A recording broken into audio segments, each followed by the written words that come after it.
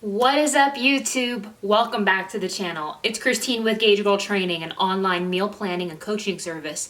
I'm a food scientist and chemical engineer by training, and in today's video, I'm going to give you guys an overview of how to count your macros, as well as go over the 6 most common eating styles based off of their relative macronutrient ranges. So let's get started. If you've been on this channel, you will know that macros is short for macronutrients, which stands for protein, carbs, and fat. They are the 3 macronutrients that make up all of the types of food you could possibly imagine. However, there is no right or wrong approach to macros, and a lot of people think that there's a right or wrong way to do it. There isn't. The macros approach is a completely customizable approach depending on where you're at and what your goals are. Now, the great thing about macros is it takes the shift away from one-dimensional approaches which only focus on calories, or approaches that only focus on eliminating certain foods. That's great and all, and you can get some progress. However, it leaves you without guidance regarding what portion sizes, how much should you be eating of what foods, and what are your daily goals relative to those goals. Now, the idea of counting macros, for some reason, it seems to freak some people out, and it's actually very simple. So tracking macros, all it means is that throughout a day, all of the foods that you are consuming, you are considering and tabulating how many grams of protein, how many grams of carbs, and how many grams of fat are in all of those foods in a day. And you may think, wow, that's probably a lot of work, but I'm going to walk you guys through some steps and explain to you that it's actually quite simple. When we consider macro counting, this is, again, easy concept, but there are 2 key things that people have a tendency to get wrong with this. The number one thing that people tend to struggle with at the beginning when they are counting macros is the fact that they don't understand the general macronutrient breakdown of foods they commonly consume. So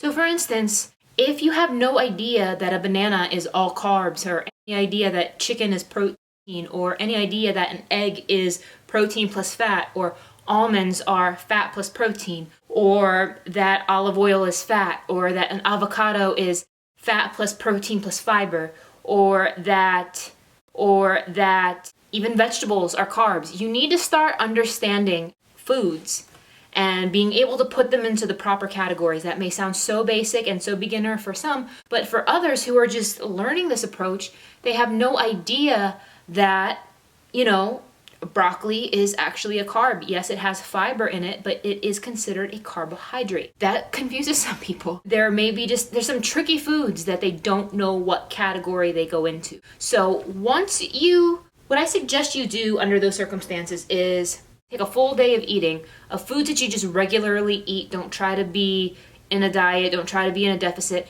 And look at the macronutrient breakdown. If you enter these foods into MyFitnessPal, look at and be like, okay, dang, that's a good source of protein, or didn't realize how many carbs were in that. 'Cause some people, especially like my plant-based clients, they'd be like, okay, well, I got some beans. That's a good substitute for protein, right? Well, not necessarily, because beans have protein, but they're not necessarily the best source of protein because they are mostly carbs. This is a wake-up call for a lot of people when they realize, oh crap, the foods I commonly eat may not necessarily fit within my macro goals, and then that's where they may need to add more of this, omit some of that, and be creative figuring out how to go about doing that. So that's number 1. Number 2 is accurately gauging portion sizes.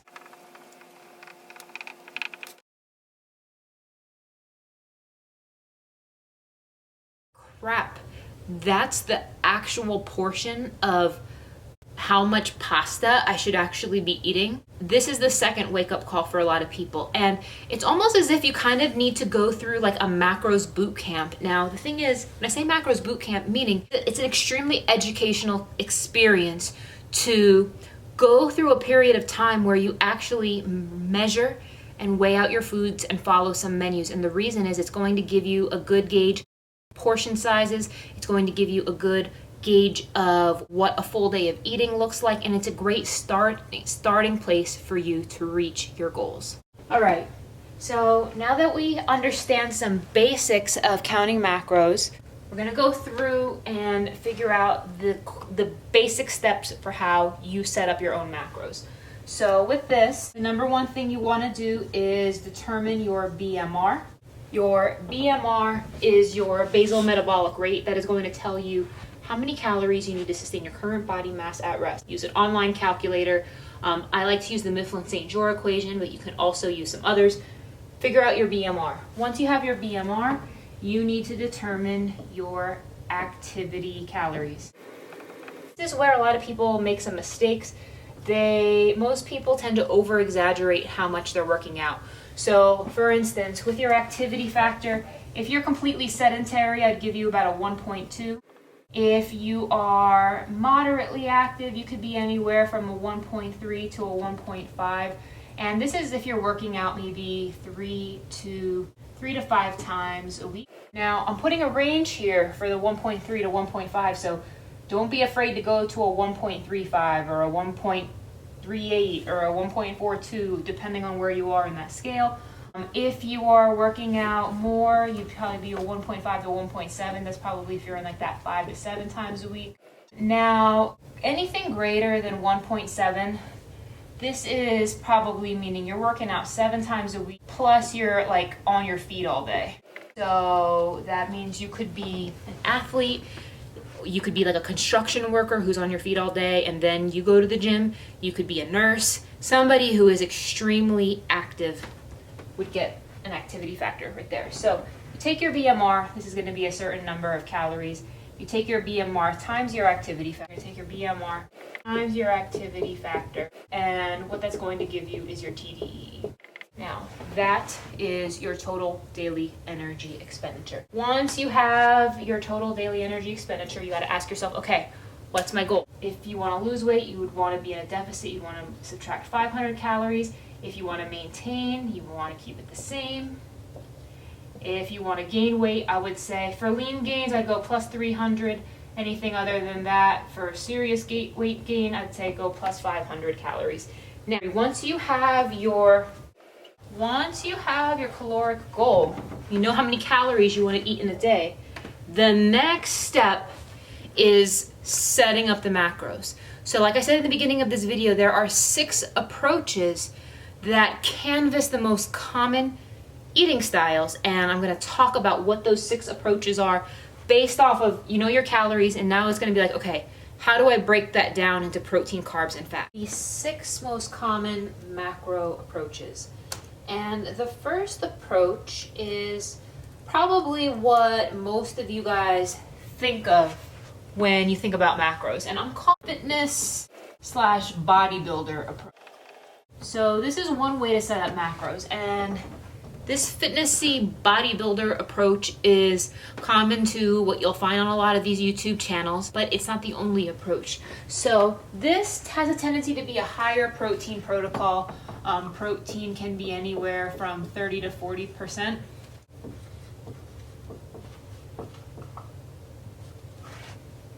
And last but not least, these approaches have a tendency to be low in fat, about anywhere from 15 to 30%. A lot of the videos that I have showcased on YouTube for how to calculate your macros are based loosely off of the logic for a fitness competitor or a bodybuilder. Now, this is not the only way to approach your macros. This is good for you if it has been proven to be an effective fat loss approach. You can look on my Instagram, you can see my success story, you can look at any fitness competitor bodybuilder. This is the general approach that they take.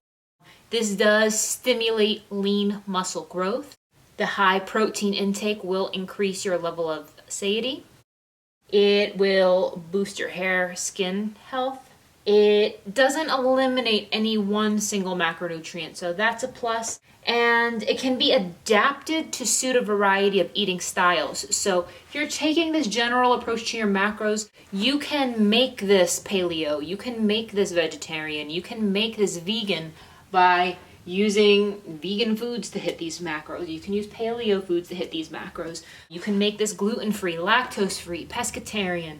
Any one of those types of things can be formatted to fit this general structure of macros by fitting the foods in that framework. Now the cons of this bodybuilder style approach. The high protein meal plans can get expensive and costly.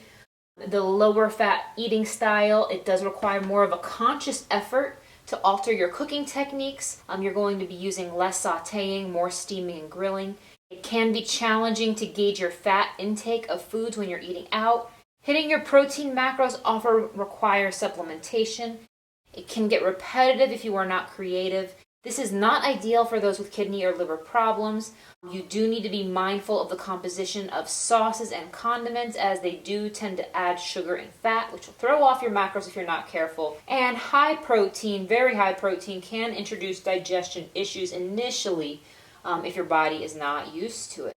So who is this good for? Again, this is good for bodybuilders, fitness competitors, models, actors, actresses, those on photo shoot prep, if you're a bride, anybody with a time-sensitive, fat loss-oriented goal. So if you are seeking to have a lean and muscular appearance, this is great for you.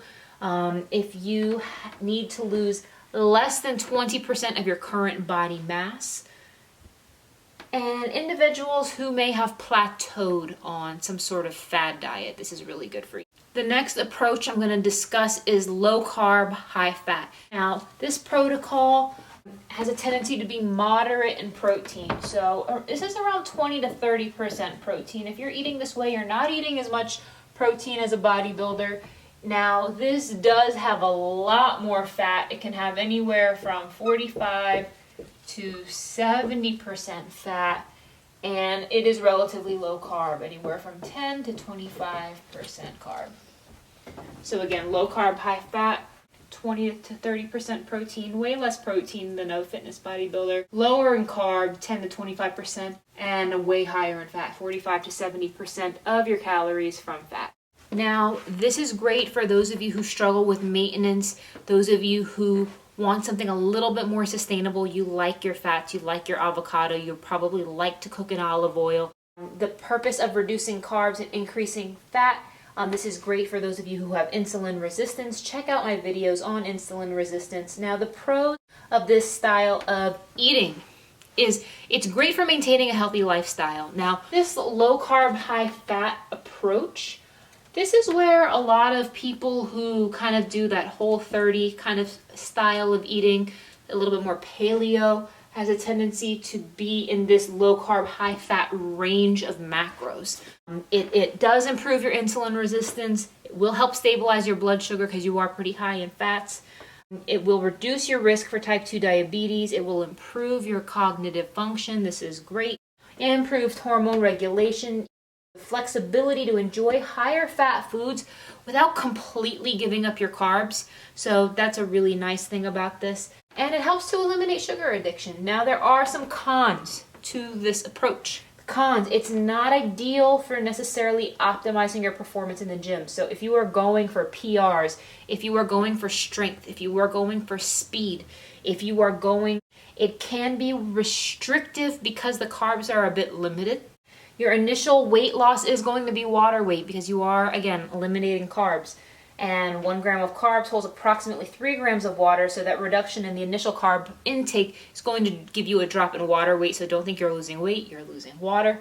It can be easy to overshoot your fat macros during your food preparation techniques. So depending on how you cook, I know a lot of you guys like saute and use the olive oil and you fry things up, and that's fine to a certain extent, but it is easy to kind of overdo it with the fat sometimes. Can be challenging to get super shredded on this approach. When I say super shredded, I mean less than 13% body fat for females and less than 8% body fat for males. This is not ideal if you have a gallbladder issue. Now, who is this good for? Again, this is good if you want a balanced, sustainable lifestyle approach. If you are recovering from extreme dieting, this is a great place because you get a lot more fat, but you still have a little bit of carbs. The protein it's not challenging to hit this level of protein as it is compared to a bodybuilder style approach. It's great if you have insulin resistance, type 2 diabetes, PCOS, if you have hormone imbalances, perimenopause, menopause, or if you just have a hard time processing starchy carbs, low carb, high fat might be for you. All right, now the next approach to macros is keto. Now, keto is kind of like a subset of low carb, high fat. You can see that keto has similar protein to a low carb, high fat protocol, slightly less. Keto is going to be between the 20 and 25% range. It is very low carb in the 5% range, and it is between 70 and 75% fat. So a very high fat protocol. And this protocol was initially developed for people with epilepsy by doctors.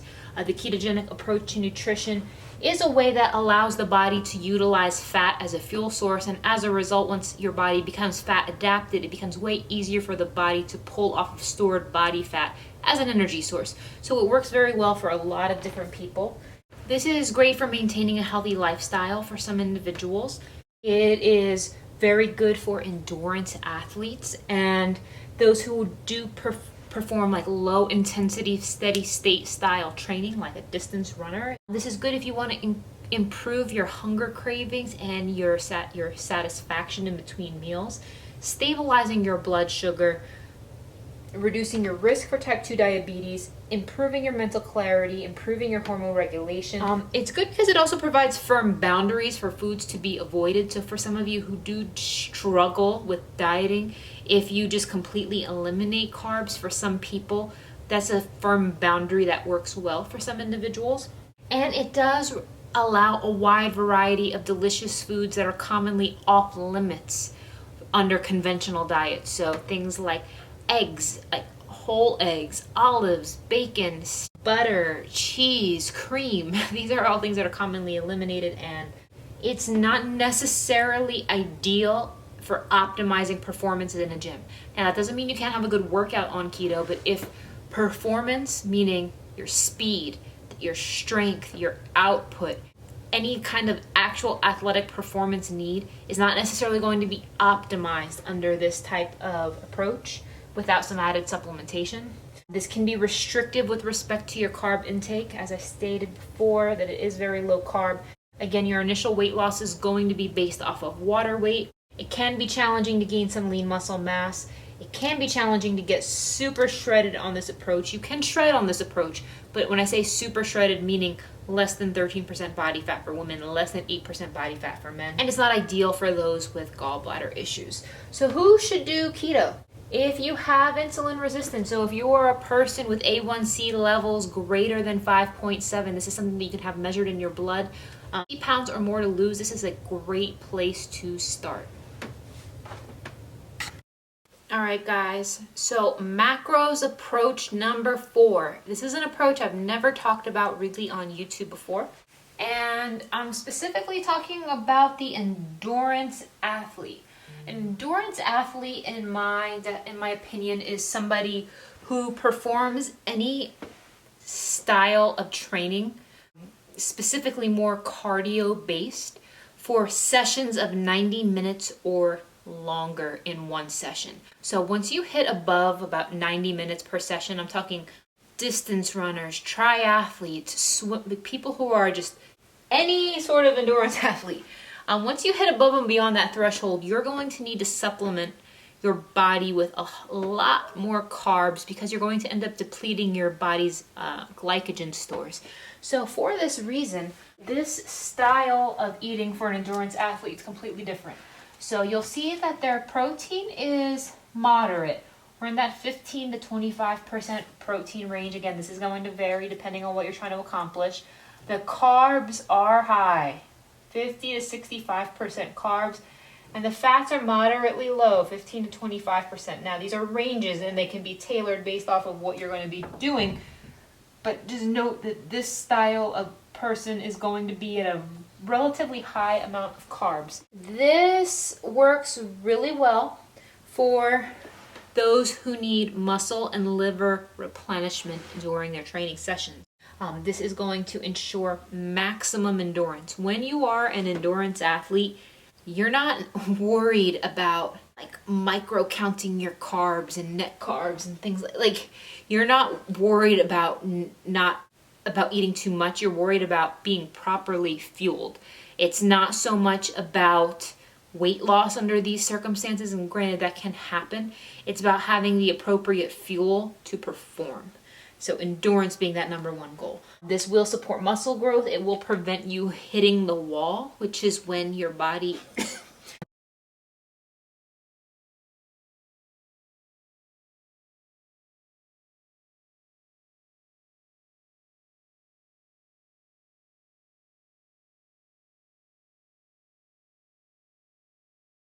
is completely depleted of crucial nutrients.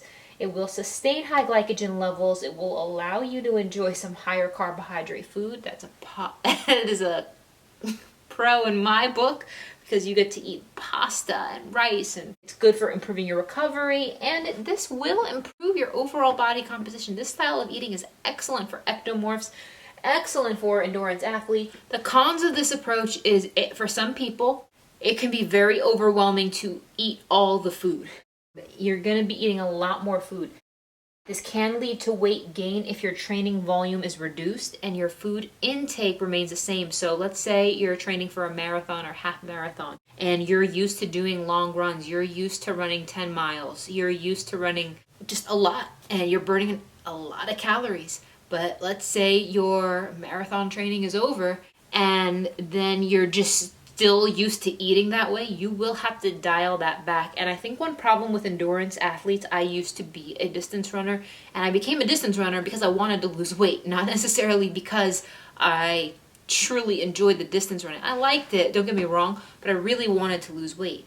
And for me, once I stopped after I've trained for my marathons and accomplished all that, I was like, just so used to eating so much food, and I always felt entitled to my meals because, when you're running anywhere from 8 to 12 miles, you feel like you deserve to eat whatever the heck you want to eat, but it doesn't work that way. This is not necessarily ideal with those with intolerances to carbs. This is not ideal for those who are pre-diabetic or diabetic. There is an increased risk of Alzheimer's in the elderly. If you are elderly, due to the effect of excess glucose on brain health. So if you are considered elderly and you're still in good health, you just want to be careful about going too high in carb. You got to be careful of going excessively high in your sugar intake, because excessively high sugar intake has been linked to cancer, where sugar fuels cancer growth. So again, this is great for marathon runners, distance runners, cyclists, crossfitters, swimmers, triathletes, powerlifters, cross-country skiers, soccer players, tennis players, martial artists, boxers, football players, and rowers. Now, the next approach that I'm bringing up is called high carb, low fat. This is approximately 10% protein, 80% carb, 10% fat. And the reason I'm even bringing this up is because I want to canvas all approaches to macronutrients. And this is an approach very common to the plant-based vegan lifestyle. It is, allowing ample carbohydrates. And the core message of this approach is for those to eat intuitively by eating unlimited amounts of rice, fruit, potatoes, veggies, smaller amounts of fat and protein. And by following these approximate ratios when you are hungry and then stopping when you are full. So the purpose of noting this is to discuss the macronutrient ratios and how this may help or hinder your progress. So the pros of this approach, which there are some, it does not include any animal products. I know that's an ethical issue for some. It does promote sustainability and cruelty-free living, which is a priority for some individuals. It does provide high levels of fiber, vitamins, minerals, and antioxidants. It will sustain high glycogen levels and the ability to enjoy higher carb food. Obviously, who doesn't like carbs? Now, the cons of this approach is that it can result in an unstable blood sugar. It can be restrictive and challenging to follow. I mean, this is a very low amount of fat, as you can see. It can lead to weight gain if your food intake is not monitored and you're not working out regularly. It can cause digestive issues due to excessive high fiber content. It's not ideal if you're pre-diabetic or diabetic. One can easily overshoot the recommended daily sugar intake, even if that source is from fruit.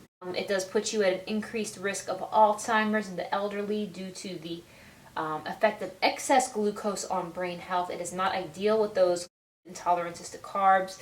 high carb diets and the ratio of carbs is going to be a little bit too high based off of our body's ability to store glycogen. See some of my other YouTube videos where I explain that. So who is this right for? Again, this is good for those of you who are animal rights activists, who are environmental activists, individuals with intolerances to meat, poultry, seafood, and dairy, and obese individuals who need a starting point. And, because it's going to support a caloric deficit. So as you guys can see, all right, last but not least, I have the high carb, high fat approach. You may be like, Christine, what the heck? Why did you include the high carb, high fat approach? The reason I'm including this is because this is the conventional American diet. High carb, high fat is about 10% protein, about 50% carbs, and 40% fat. Anytime you put a lot of carbs and a lot of fat together, you have amazingness. And that's what cake is. That's what bread and oh my goodness. Anyway, so the reason I'm bringing this up, you guys, is because whether or not you index your macros or count them, you are still eating some kind of way. And high carb, high fat is what a lot of you actually end up doing without realizing it. French fries are high carb, high fat. The thing is, you guys, the pros of high carb, high fat is that the food tastes incredible and it does support fat gain. So if you have an excessively low body fat level, if you are malnourished, under any of those circumstances, this will help you gain fat. You didn't know how to do that on your own, but go high carb and high fat together, boom, you're gonna gain some fat. Now, the cons of this style of eating. It will result in high blood sugar. That's not good. It can result in nutrient deficiencies. Really low in protein, guys, and especially if you're getting most of your carbs from sugar as opposed to whole grains, you're going to have some nutrient deficiencies. It can lead to insulin resistance and diabetes. It can lead to obesity. High carb diets consisting of excessively high sugar intake has been linked to cancer, where sugar will fuel that cancer growth. The ratio of carbs is going to be a little too high for the body's ability to store glycogen, and that excess carb intake will be stored as fat. So who is the high carb, high fat approach good for? It's to be enjoyed occasionally. It's not an everyday routine. Again, if you are malnourished or underweight and you are seeking to increase body fat, this will be effective. It is not recommended as a lifestyle approach, though. Again, not recommended, even though mainstream American meals tend to fit this. So you guys, I went over 6 approaches to macros. Now what I wanted to call your attention to is that of all of these, I typically end up working with people mostly in these ranges.